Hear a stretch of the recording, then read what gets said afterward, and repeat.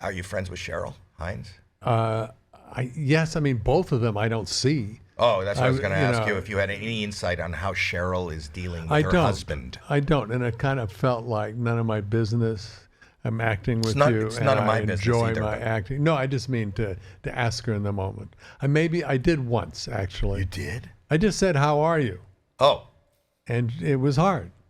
It was hard. I don't mean personally hard. I mean, it's hard to be married to a very controversial person. That's what I'm thinking. Yeah. And it didn't seem like in that environment, everybody that she seems to be working with and friends with, from Larry to you are obviously really good friends with the Clintons and things. It was just like, it just seemed like you're from a different world. I'm not commenting on that, but that had to make it hard, even like she didn't have anybody at work to bounce off of.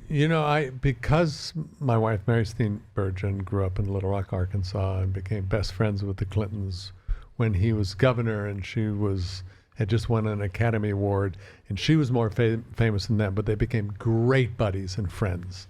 I mean, he is like her big brother, literally. He gave her away at our wedding.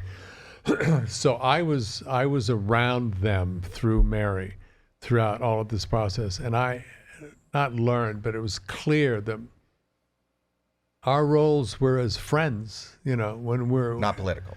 No.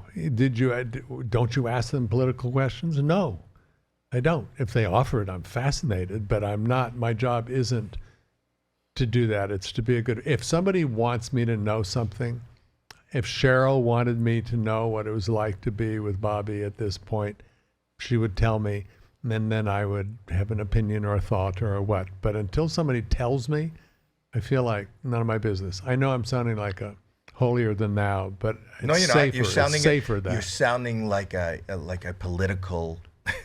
Yeah, you're holier than thou. Yeah, no.